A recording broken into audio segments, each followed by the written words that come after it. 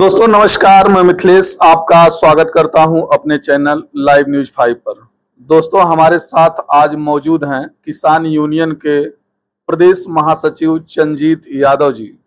चंजीत यादव जी से हम आज बहुत सारे ऐसे प्रश्न करेंगे जो कि समस्याओं से संबंधित होगा किसानों के। किसान जो कि आए दिन खबरों में आता रहता है कि जगह जगह आत्महत्या कर रहे हैं, उनको ऋण नहीं मिलता, बड़ी मुश्किल से मिलता भी है तो भर नहीं पाते।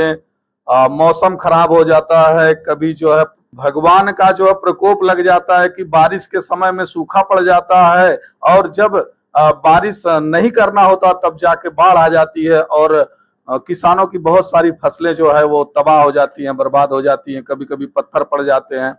तो इन सब बातों से तो आप लोग वाकिफ हैं, लेकिन इन सब प्रश्नों का जवाब जो है हमारे साथ आज बैठे हुए चंजीत यादव जी देंगे। तो सर आप यूनियन के बारे में थोड़ा सा बताइए, अपना परिचय। जी, चंद्रजीत यादव, भारतीय किसान यूनियन लोक शक्ति। हमारे राष्ट्रीय अध्यक्ष सर सिंह भाटी जी हैं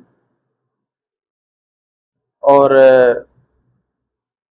उन्होंने हमें एक महत्वपूर्ण जिम्मेदारी दिया है प्रदेश का, और किसानों के लिए जहां तक हो सकेगा जितनी जिम्मेदारी हम निर्वहन करेंगे।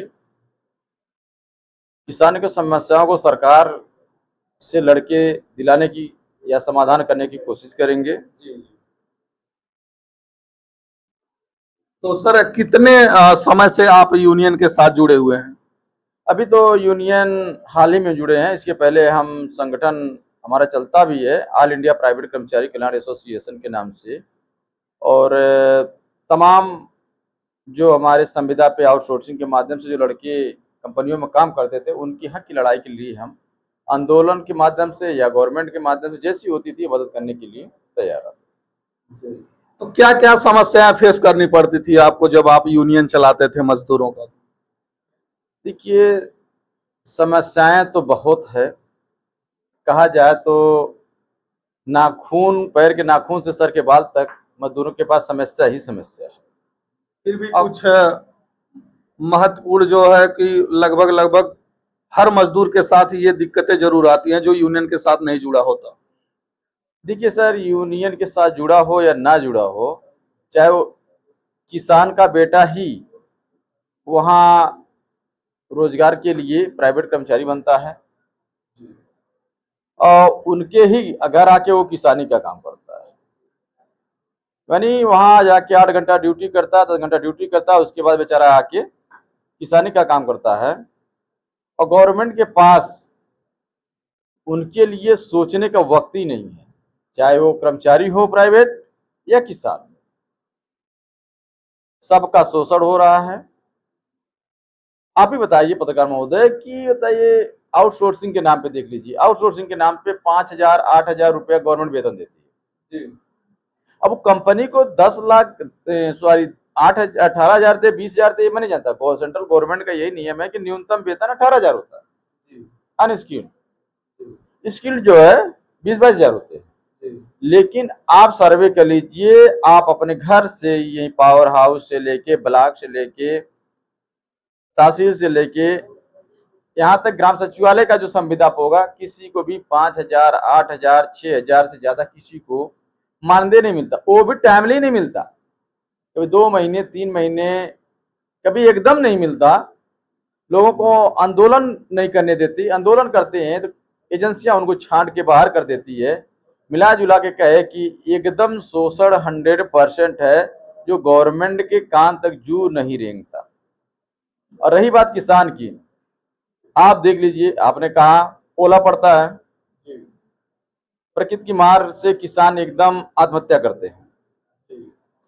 और गवर्नमेंट जो भी हो, मैं नहीं कहता कि ये बीजेपी कांग्रेस सपा, ऐसी कुछ बात नहीं है। गवर्नमेंट जो भी हो, कोई भी किसान के मुद्दे को ढंग से उठाना नहीं चाहता, करना नहीं चाहता, ना उनका भला करने की सोचता भी है। अगर सोचते तो सर्वप्रथम किसान आयोग का गठन होता, तमाम इंश्योरेंस कंपनियों की जवाबदेही होती, वो जाके किसानों से मिलके उनका इंश्योरेंस करते, ओलावृष्टि होती, बारिश होती, जो भी होना, उसके बाद सर्वे करते, उनके कर्जे की भरपाई कराते तो शायद आज किसान खुशहाल होता, और जब किसान खुशहाल रहेगा तभी देश खुशहाल होगा। लेकिन किसी भी सरकार को ऐसा करने का इरादा ही नहीं। हम तो ये कहेंगे इरादा ही नहीं, क्योंकि लोग पुरानी कहावत है, जो जितना परेशान रहेगा उतना अच्छा रहेगा, ये मानसिकता ये लोग रखते हैं। वही रोटी खाएंगे, वही चावल खाएंगे, वही बाजरा खाएंगे, वही मशरूम खाएंगे, खाने के लिए तो सब डिश वही चलेगी, लेकिन खिलाने वाले अन्नदाता का कोई नहीं।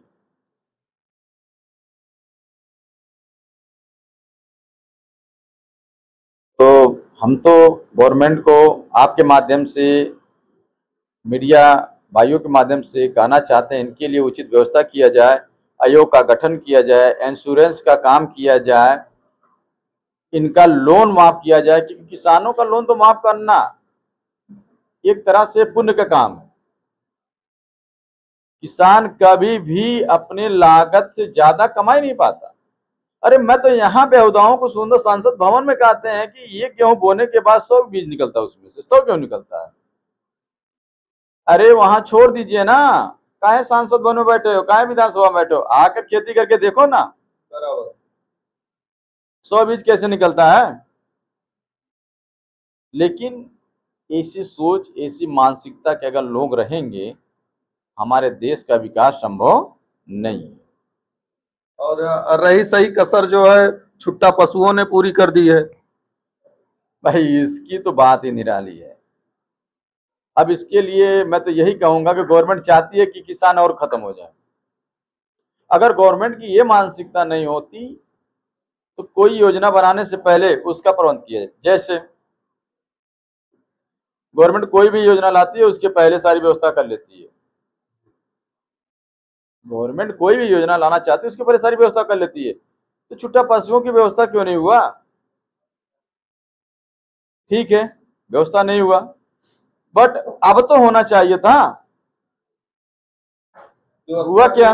नाम पर जो ब्लॉक पे बनाए गए थे उनके रखने के लिए कि पकड़ पकड़ के ला के रखो, उनका बताते हैं लोग कि भूसा दाना ये सब प्रधानों के माध्यम से और सब सेक्रेटरी वगैरह के को जिम्मेदारी दे दी जाती है कि आप लोग लेके आइए यहाँ पर, इनको इनका भरण पोषण होता रहे, और जो सरकार की तरफ से उनको पैसा आता है वो पैसा खर्च नहीं होता।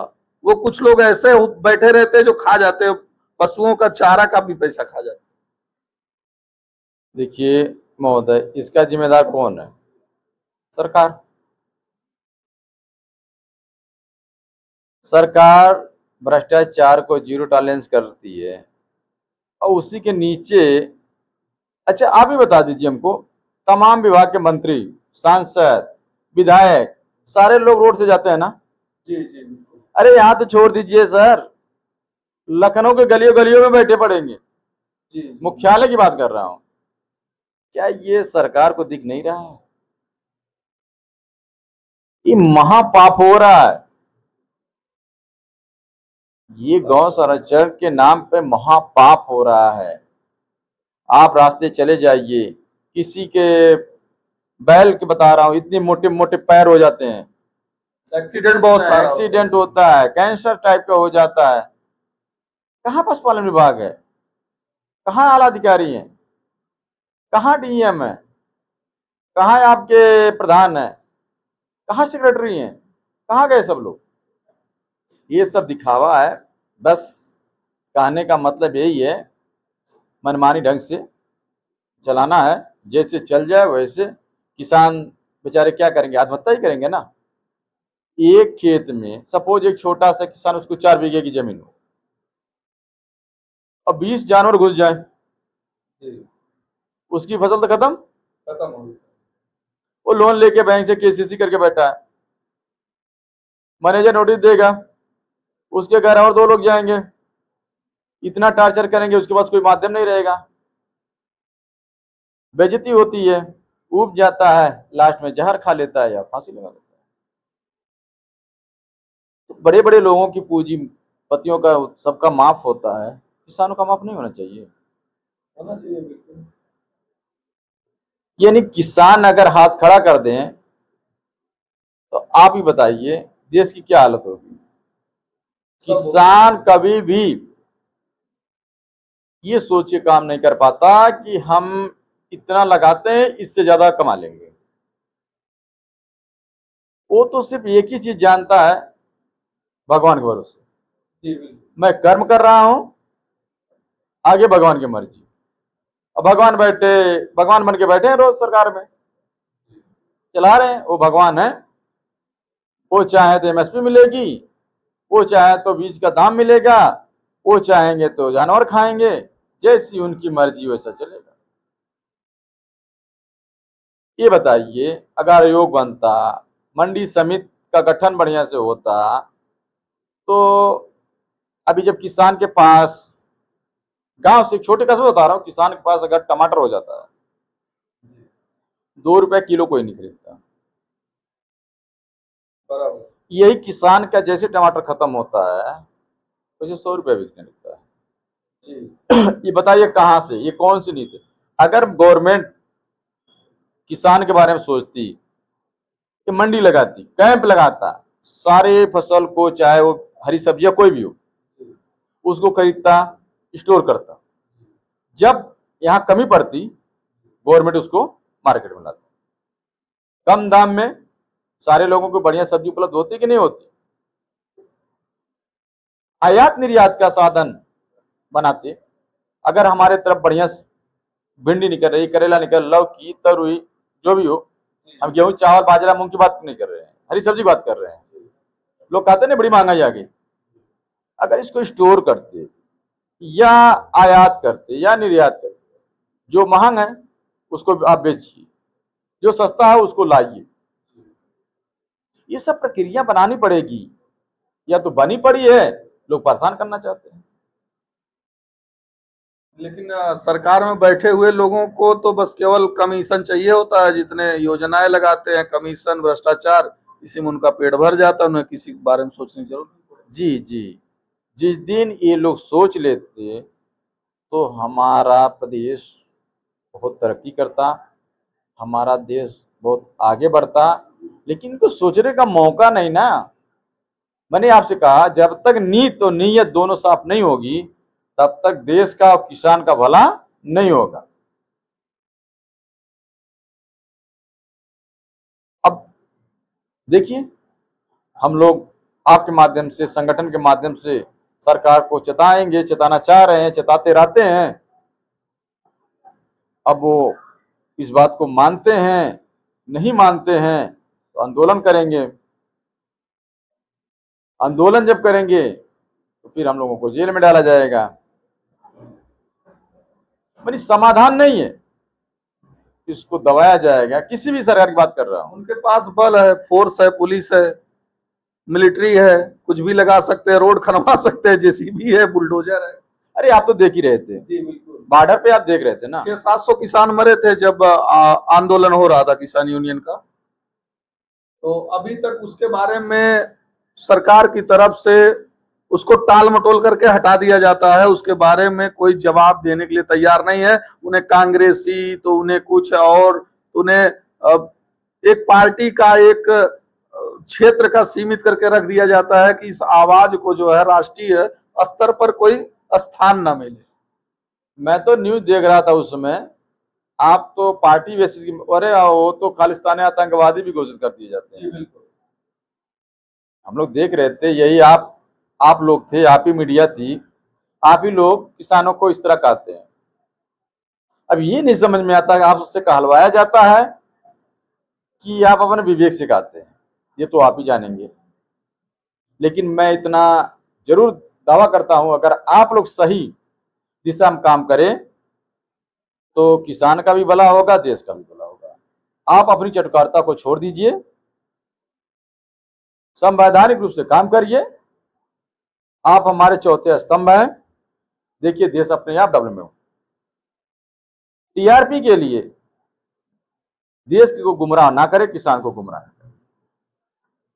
अभी सर छत्तीसगढ़ में एक मुकेश चंद्राकर की हत्या हो गई थी, जो उसे सेप्टिक टैंक में आपने देखा होगा न्यूज, आपको पता है कि नहीं? नहीं, मेरे नॉलेज में आया था, लेकिन मैं विस्तार से उसको पढ़ नहीं पाया था।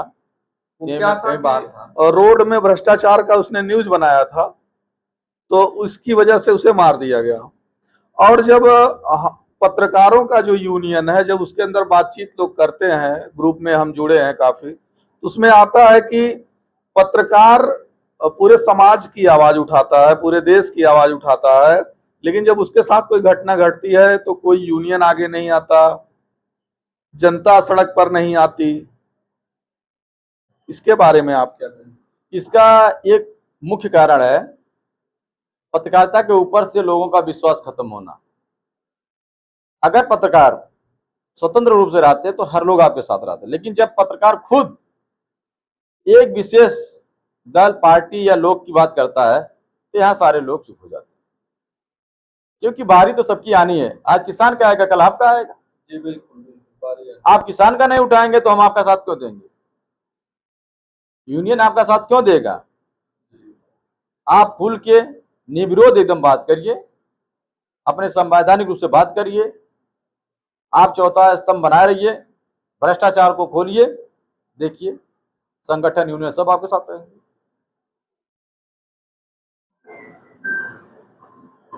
देखते हैं ग्रुप होता है बहुत सारा, जिसमें कुछ आप फोन उठा सकते हैं, कट कर देंगे उसको, बीच में आप बात कर लीजिए।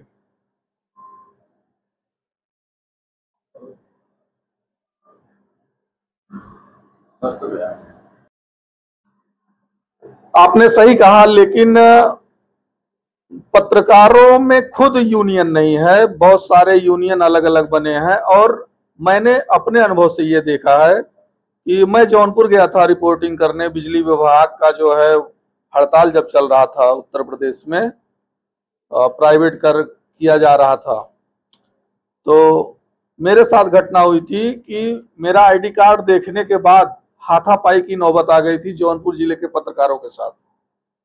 ऐसा हुआ कि उसमें यादव लिखा था, मिथिलेश यादव। तो जाति व्यवस्था पर आप क्या कहेंगे? बहुत दुर्भाग्यपूर्ण चल रहा है यह समय। हर चीज जाति देख के ही की जा रही है, लेकिन जिस चीज पर आप बैठ रहे हैं, जिसका बनाया खा रहे हैं, जिसकी सफाई पे आप डोल रहे हैं, अरे मैं कह रहा हूं जो जिस जूते को आप पहनते हैं चमड़े के, आप कितनों बड़े मंत्री एमएलए हो जाए, कितने बड़े जात के हो जाए, पहन तो रहे हो ना। किसका बनाया हुआ पहन रहे हो? चमड़ा कौन छीलता है? शर्म आनी चाहिए ऐसे लोगों को, ये घिनौनी मानसिकता के लोगों को शर्म आनी चाहिए इतना सोचने। अरे आप हॉस्पिटल जाते हो, कभी कहा कि फला जाति के डॉक्टर से हम दवा नहीं लेंगे? आपकी जान जाने वाली होती है तो आप जाति नहीं देखते हैं, बस तुरंत कहते हैं डॉक्टर साहब हमको दवा चाहिए। और वो छूता भी है, जी बिल्कुल, आपको टच भी करेगा, आपको बढ़िया से देखेगा, आपको दवा भी देगा। आपके घर डिलीवरी होती है, कितनों हाई फाई हॉस्पिटल में चले जाइए, क्या उस नर्स जो बच्चे को सबसे पहले उसके मुंह में अंगुली डालती है, साफ करती है, नहलाती है, धुलाती है, किसी ने पूछा कि मेरे बच्चों को मत छुइए, आप फला कास्ट के हो? क्योंकि उसमें उनको डर है कि अगर ये बच्चे को साफ नहीं किए बच्चा मेरा मर जाएगा।